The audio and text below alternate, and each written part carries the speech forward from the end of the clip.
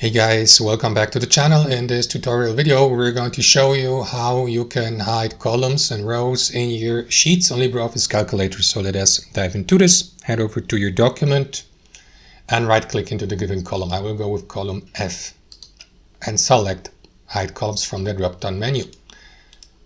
That's it. Now we have for example column E and column G.